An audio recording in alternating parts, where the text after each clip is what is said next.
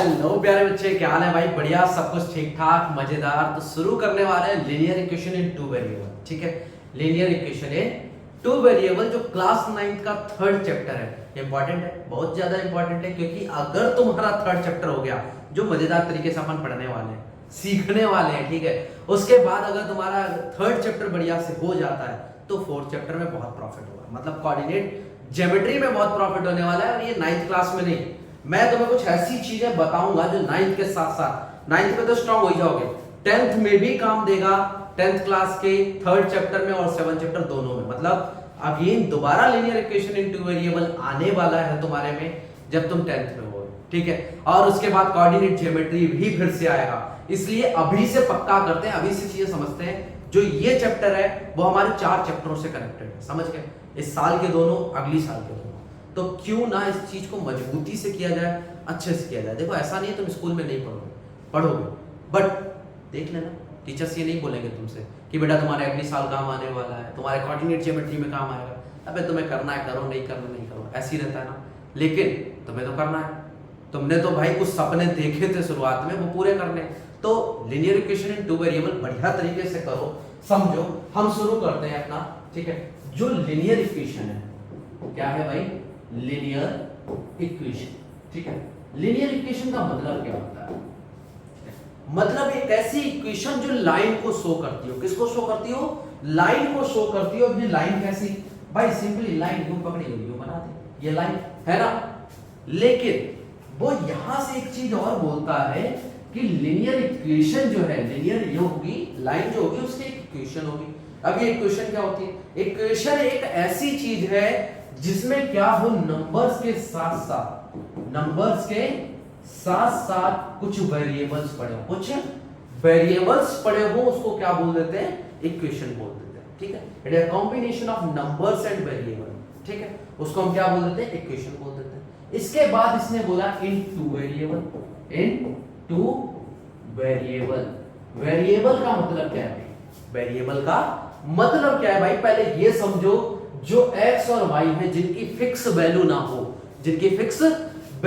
उसको हम क्या बोलते हैं? वेरिएबल बोलते हैं। क्या बोलते हैं? वेरिएबल बोलते हैं। इसने बोला लीनियर इक्वेशन, लाइन की इक्वेशन जिसमें क्या हो, दो वेरिएबल हो। ग्राफ तुम्हें बनाना सिखाया था, खैर नहीं सीखे कोई बात नहीं, इट्स योर फर्स्ट क्लास, तब भी कोई बात नहीं, ठीक है।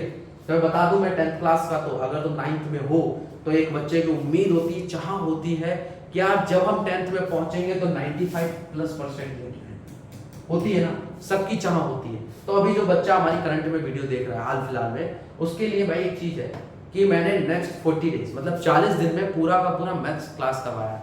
डेली का 1 घंटा, 1 आवर, तुम्हें 1 आवर कंप्लीटली हर दिन दूंगा भी नहीं, 1 घंटा डेली का लगभग तुम्हें अपनी मैथमेटिक्स को देना आगे की, जिससे तुम्हारा 9th का कोर मजबूत हो जाए, उसके साथ साथ 10th भी मजबूत हो जाए। तो 1 घंटा देना, बिल्कुल फ्री क्लासेस हैं, कुछ भी पेड नहीं, कुछ भी नहीं, बस सिंपल है।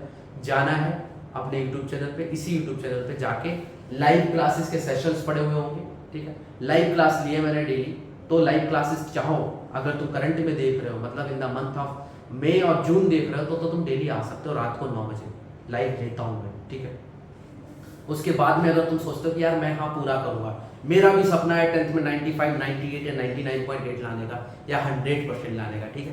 मैथ्स में 100 वाले मेरे पास बहुत अच्छे हैं। तो अगर तुम्हारा सपना है तो अभी से देना शुरू करो। 1 घंटे 40 दिन में पूरा खत्म हो जाएगा। अगर तुम मेहनती हो तो 20 दिन में खत्म कर सकते हो, ठीक है। मतलब 2 घंटा पर डे का, 20 दिन में पूरी साल की मैथ्स। सेम चीज 9th के लिए है, ठीक है। लेकिन थोड़ी सी मेहनत लगानी है, जिससे कल आने वाला जो कल है वो थोड़ा बढ़िया हो जाए। 40 घंटे मतलब समझ रहे हो ना, 40 दिन 20 घंटे लगा लो, ठीक है, कोई बात नहीं, बढ़िया बात है। आधा सिलेबस तो होगा, लेकिन लगाना बहुत जरूरी है। अगर तुमने सपने देखे तो कुछ तो करना पड़ेगा ना। तो सपने भाई देखे तो साकार करने की सोचो, ठीक है, समझ लो ना। वापस आते हैं अपन 2 वेरिएबल।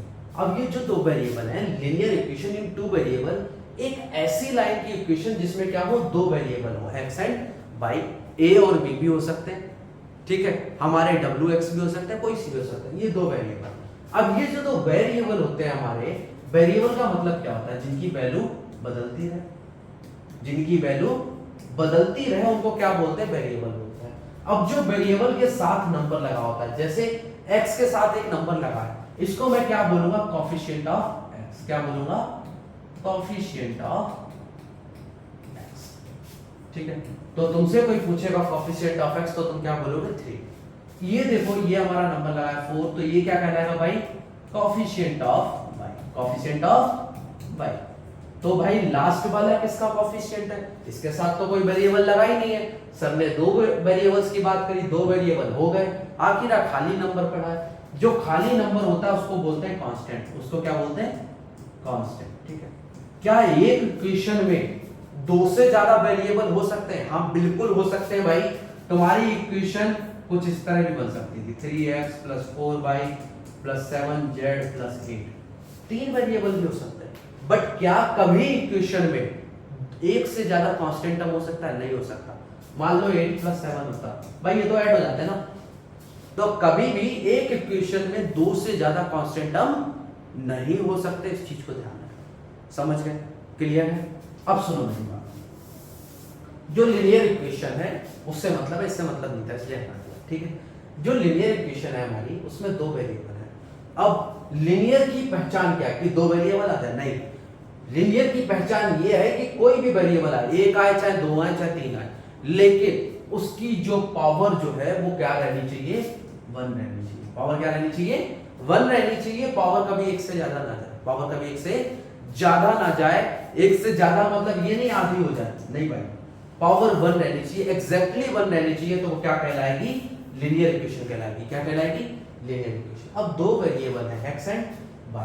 ठीक है, ये मान लो हमारी एक लाइन है जिसकी इक्वेशन है 3x + 4y + 7 = 0। इसको कर लो जो मैं करा रहा हूं, इसके बाद तुम्हारे क्वेश्चन से टू जेड क्लियर होंगे। ध्यान से समझो। ठीक है, एक चीज होती है जिसको बोलते हैं ग्राफ। क्या बोलते हैं, ग्राफ। अगर तुम ग्राफ पे सारी चीजों को रिप्रेजेंट करते हो, ग्राफ पे रिप्रेजेंट करते हो, ग्राफ देखा है ना, देखा, ऑब्वियसली बात देखा है, तुमने अपने पेपर्स में देखा होगा, है ना, प्रैक्टिकल फाइल में देखा होगा, लास्ट में बहुत जगह पे ग्राफ देखा है।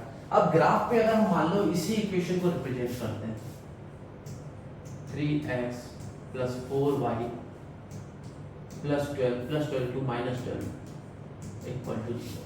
कोई इक्वेशन हमें दे देते हैं इस तरह से, बोलते हैं इसको ग्राफ पे रिप्रेजेंट करो। क्या करो, ग्राफ पे रिप्रेजेंट करो।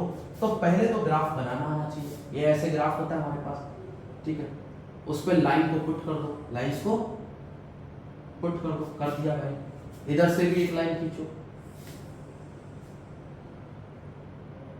जो तुम दो लाइनें खींचते हो, ठीक है, इसमें एक का नाम है एक्स एक्सिस और एक का नाम है वाई एक्सिस। क्या तुम्हें पता है कौन सी एक्स है कौन सी वाई है? नहीं पता तो याद रखना, जो ये लेटी लाइन है, ठीक है, इसको बोलते हैं एक्स एक्सिस। क्या बोलते हैं भाई, एक्स एक्सिस। ये जो खड़ी लाइन है, ठीक है, इसको वर्टिकल लाइन बोलते हैं। ये है हमारी वाई एक्सिस। क्या है, वाई एक्सिस।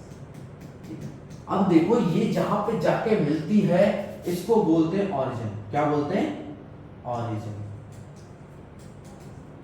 ठीक है, समझ गए? इतना क्लियर है।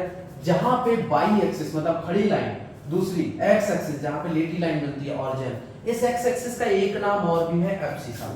क्या नाम है, एब्सिसा। ठीक है, दूसरा हमारी जो वाई एक्सिस है इसको हम और एक चीज बोलते हैं, दैट इज ऑर्डिनेट। क्या बोलते हैं, ऑर्डिनेट। ठीक है, क्लियर है, एब्सिसा और ऑर्डिनेट। अब इसमें क्या होता है, जो हमारा ग्राफ है इसमें x जो इधर वाला रहता है ऑरिजिन के इधर वाला, ये हमेशा पॉजिटिव रहता है और इसको x से शो करता है। हमेशा कैसे रहता है, पॉजिटिव। मतलब इधर जो नंबर आएंगे ना वो सब पॉजिटिव हो गए। 1 2 3 4 5 6, ठीक है, जो भी इस पे जो नंबर आएंगे ऊपर की तरफ वो भी सब पॉजिटिव होंगे। 1 2 3 4। और इस नंबर्स को पता कैसे लिखते हैं, ये 1 2 3 4 5 6 की जगह तुम 1 0 2 0 मतलब ऐसे 1, 0 2, 0 3, 0 ऐसे भी लिख सकते थे। ठीक है, ऐसा कोई खेल नहीं है। अब ये क्या है भाई कि हम लिख सकते थे फिर भी हमने नहीं लिखा। क्यों नहीं लिखा, उसके पीछे खेल देखो। हमने जानबूझ के नहीं लिखा। अगर तुम लिखते हो जाके पेपर में, अगर तुम लिखते हो जाके तो गलत नहीं है, बिल्कुल सही है। 1 0 2 0 3 0 4 0 4 5 0 6 0 कोई दिक्कत नहीं। और इस वाले को पता है कैसे लिखते हैं? 0 1 0 2 0 1 0 2 0 3 0 4 इस तरह से लिख सकते हैं, समझ गए? ऊपर वाले को पॉजिटिव, राइट हैंड वाले को पॉजिटिव। जो हमारा लेफ्ट हैंड साइड होता है, जो हमारा लेफ्ट हैंड साइड होता है वो हमेशा नेगेटिव होता है। कैसे? नेगेटिव, ठीक है। और जो भाई नीचे की तरफ रहता है वो भी कैसा है? नेगेटिव है। -1 -2 -3 -4 -5, ठीक, -6। और एक चीज तुम्हें जो तुम्हारा मित्र है दिमाग में चलता है हमेशा, ग्राफ बनाते हो कि भाई इधर 1 2 3 4 5 6 लिया तो इधर भी 1 2 3 4 5 6 ही लेना पड़ेगा ना। तो मैं किसी की कसम नहीं थी, समझ गए भाई? किसी ने तुमसे बोला थोड़ी है, तुम्हारे किसी ने हाथ थोड़ी पकड़ लिए। बस गैप सेम रहना चाहिए, गैप सेम रहना चाहिए। यहाँ पे 0 है, जो ऑरिजिन होता है वहां पे 0 0 होता है, 0 0। जो गैप है 0 के बाद मान लो तुमने 10 लिखा तो यहाँ 20, यहाँ 30, यहाँ 40।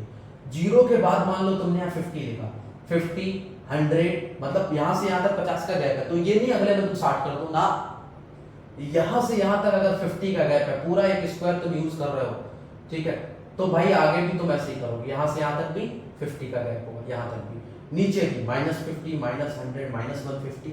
तो गैप सेम होना चाहिए, दैट मैटर्स। इधर तुम 1 2 3 4 ले सकते हो, इधर 50 50 का भी गैप ले सकते हो, 10 10 20 20 3 3 2 2 का गैप तुम्हारी चॉइस है, कंप्लीटली तुम्हारी चॉइस है।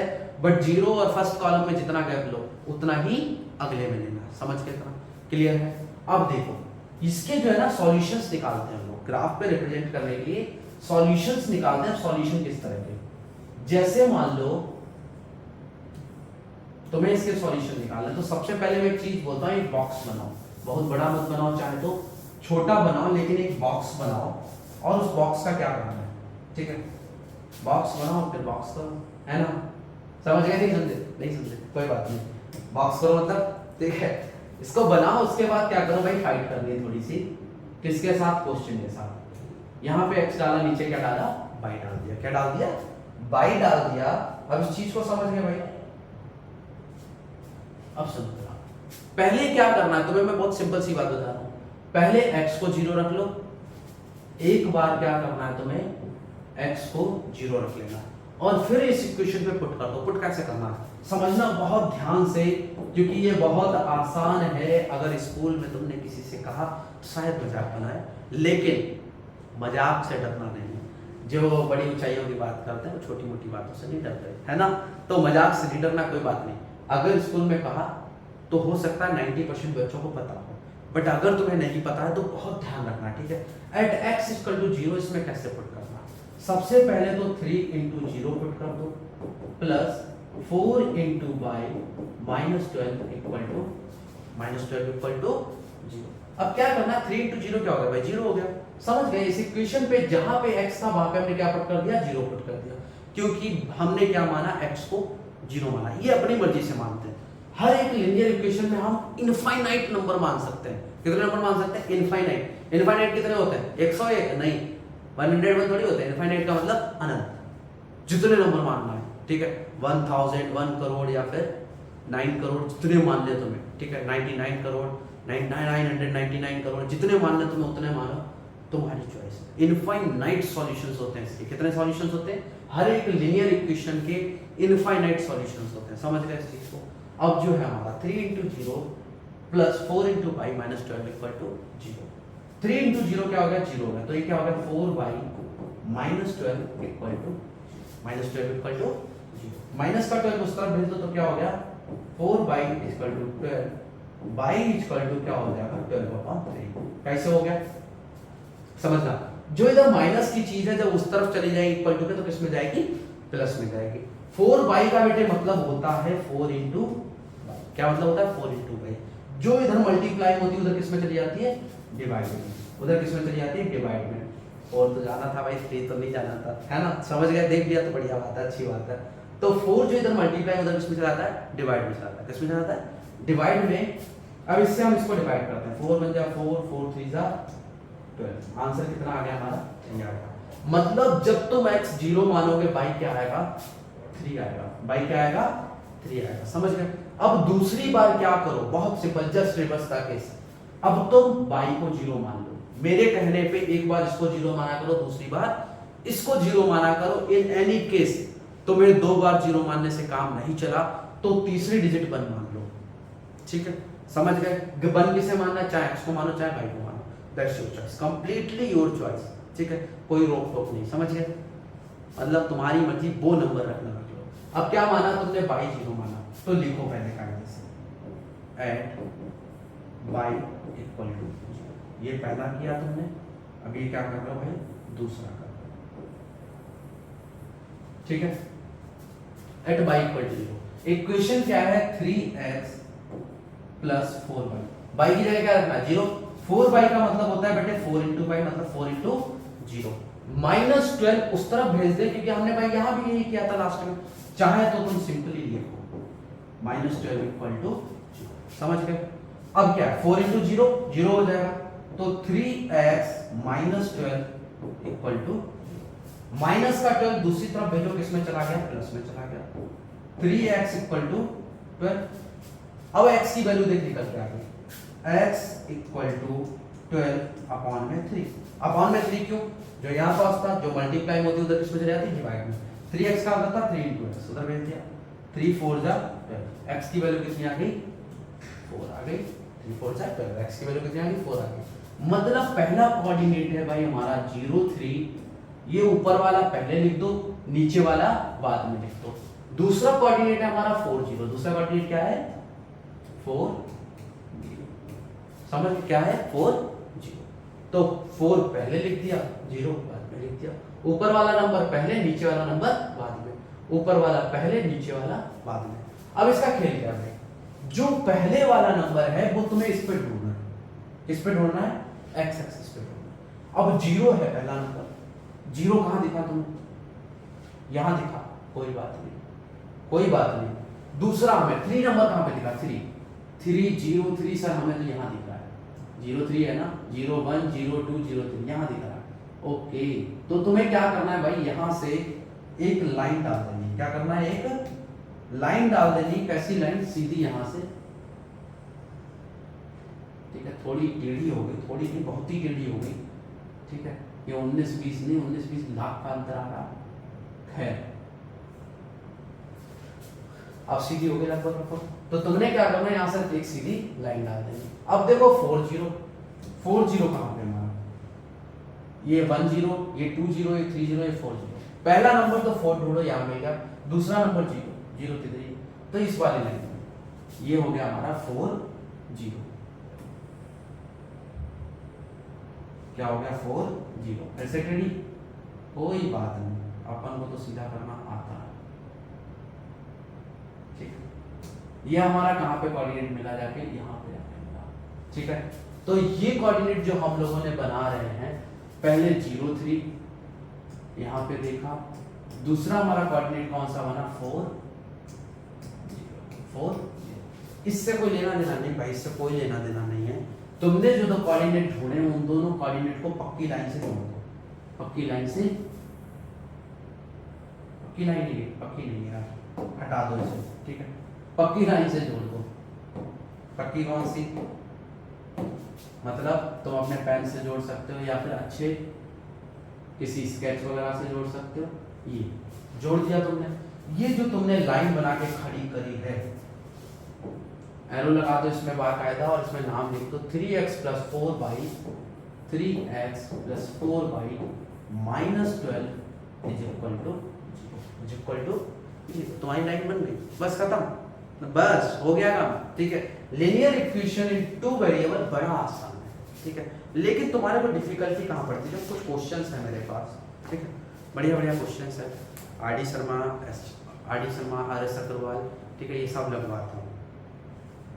तो कुछ क्वेश्चंस जिसमें तुम लोग अटक जाते हो कई बार, ठीक है, जैसे क्वेश्चन है तुम्हारा फॉरनाइट वाला, कौन सा, फॉरनाइट वाला, और ये तुम्हारा बड़ा इंपॉर्टेंट क्वेश्चन है, इनको आज ट्राई करो, दिक्कत पड़े तो मुझसे पूछना। फॉरनाइट वाला क्वेश्चन है, तुमको दिख रहा होगा, चाहे तो इसको स्क्रीनशॉट लेके रख सकते हो, ठीक है। अब दूसरा क्वेश्चन, बस मैं दिखा रहा हूँ आज, तुम स्क्रीनशॉट लेके पॉज करके लिख सकते हो, बताओ तो डिक्टेट कर दूं, ठीक है, एक बार बोल दूं, वरना तुमने स्क्रीनशॉट ले लिया होगा। The two scales of measuring the temperature of a liquid, the two scales of measuring the temperature of a liquid, तुमने लिखा कुछ और है, there are two scales of measuring the temperature of a liquid comma namely Kelvin and Fahrenheit, ठीक है। Kelvin और Fahrenheit में हमेशा याद रखना कितने का डिफरेंस होता है, 273 का, ठीक है। The relation between the two scales is given by F is equal to 9/5, F is equal to 9/5 bracket K minus 273 bracket close plus 2 plus 32. Find the temperature of the liquid in Fahrenheit when it is 330 Kelvin, ठीक है, 330 Kelvin, sorry। दूसरा, if the temperature of the liquid is 158 degree Fahrenheit, then express it in Kelvin, समझ गए। Next question, draw the graph of the linear equation F is equal to 9/5 bracket K minus 273 plus 32, मतलब same की same, ठीक है। Using the graph, fill in the blanks given below। 95 degree Fahrenheit is equal to how many Kelvin, ठीक है। मैंने बोला था 273 का डिफरेंस होता है।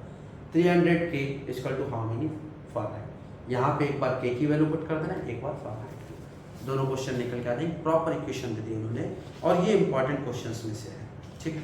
याद रखना ये सबसे टफेस्ट है, ये सबसे टफेस्ट है, इसको ट्राई मारना है, बाकी सब बहुत आसान है। मैं एक चीज़ की गारंटी ले सकता हूँ, अगर एनसीईआरटी करने बैठोगे तो वो तुम इजीली कर लोगे, ठीक है। उससे पहले एक चीज़ बता दूँ, एक्स एक्सिस की जो इक्वेशन होती है, जनरल इक्वेशन, वो y इक्वल टू 0 होती है, बाई एक्सिस की जो जनरल इक्वेशन होती है वो x इक्वल टू 0, मतलब तुमसे बोले कोई बाई एक्सिस की इक्वेशन क्या है, तो तुम क्या बोलोगे x इक्वल टू 0। कोई तुमसे बोले x एक्सिस की इक्वेशन क्या है, तो तुम क्या बोलोगे y इक्वल टू 0। कैसे निकालना है, y यहाँ पे देखो 1, 0, 2, 0, हर जगह क्या आ रहा है, y 0 आ रहा है, हर जगह पे y 0 आएगा, 1, 0, 2, 0, 3, 0, 4, 0, 5, 0, 6, 0, y की वैल्यू क्या आ रही है, हर बार 0 आ रही है, तो पूरी x एक्सिस को डिफाइन कर सकते हो तुम y इक्वल टू 0, समझ गए। कल इसके 20 क्वेश्चन लेके आऊंगा अलग से, ठीक है, करना उस चीज को, फिलहाल में साथ में बने रहो, अगर 10th निपटाने तो जल्दी से जल्दी निपटाओ, मैं 9th भी जल्दी ही खत्म कर दूंगा, बहुत जल्द, बट जितने साथ में हैं, जितने लोग हैं उनको जोड़ो भाई, क्योंकि अपना मोटिवेशन बस यही है, नए बच्चे आ रहे हैं, सीखने का मन है उनका, हमारा सिखाने का मन है, हम सिखाएंगे। अगर कोई आ ही नहीं रहा है मान लो, तो मज़ा नहीं आता उतना, सही बात है ना। तुम अगर मेहनत करे जा रहे हो, नंबर नहीं आ रहा तो मज़ा नहीं है। इस बार हमारे यूनिट टेस्ट में कई बच्चों ने फुल मार्क्स लेके आए हैं, ठीक है। अब उम्मीद है तुम लोगों से, जो नए नए बच्चे जुड़ रहे हैं, जो नए नए आ रहे हैं, मैं चाहता हूँ मैथ्स और साइंस में तो कम से कम फुल मार्क्स हैं। मैथ्स और साइंस में भाई फुल लेके आने किसी भी हाल में, ये ईजीएस्ट सब्जेक्ट हैं, क्योंकि ये टेक्निकल है, इनमें बस लिखना है, कोई ग्रामर नहीं चेक करता, कोई कुछ नहीं चेक करता, मैथ्स में को रटना है नहीं रटना, तुमने जो पढ़ा है, जो तुम्हें आता है उस हिसाब से लिख दो, ठीक है, कोई ग्रामर नहीं देखने वाला, ठीक है। हमारा एक बहुत प्यारा बच्चा है भावेश करके, ठीक है, भावेश नाम उसका, 8th क्लास में बहुत माइनर सी परसेंटेज के साथ उसने आगे पास ऑन किया, बट 9th क्लास में आके उसने साइंस में अप्रॉक्स फुल मार्क्स लेके आया वो, ठीक है, मतलब 37-38 मार्क्स हैं उसके आउट ऑफ 40, तो बहुत बड़ी चीज़ है उसके लिए, ठीक है। तो साइंस मैथ्स तो ईजी है, आसान है, मैंने बोला इसमें नंबर खींचना बड़ा आसान है, नंबर खींचो, जितना खींच सकते हो उतना खींचो, मेहनत करते रहो, कोई भी डाउट हो कमेंट करो, एक अपना एप्लीकेशन है CS गुरु मंत्रा अकेडमी करके, प्ले स्टोर पे मिल जाएगा, तुम्हें डाउनलोड करो, ठीक है, मर्जी है तुम्हारी, इस पर क्वेश्चन आते हैं, टेलीग्राम का लिंक मिल जाएगा तुम्हें डिस्क्रिप्शन में, उसको जाके देखो। फिलहाल में जितना हो सके मेहनत करो, पढ़ते रहो, कोई भी डाउट हो पूछो, अपने दोस्तों तक जितना हो सके वीडियो पहुंचाओ, ताकि थोड़ा हमें भी मोटिवेशन मिले। ये रात हो रही होगी शायद, अभी कितना टाइम हो रहा है, टाइम देखना जरा तुम, 1:09, ठीक है। मोटिवेशन तो यार जब ही आएगा ना, साथ में जुड़े हुए, है ना, हम सब लोग कर रहे हैं, कुछ बच्चे मेहनत कर रहे हैं तो अच्छा लगता है, कहते हैं चलो ठीक है, सब कर रहे हैं। फिलहाल जो कराया है मैंने उसका तुम्हें टेलीग्राम चैनल पे मिल जाएगा पूरा PDF, लगे रहो साथ में, ठीक है। चलो बाय बाय, टाटा, टेंशन नहीं लेनी, हाँ ठीक है, बाय।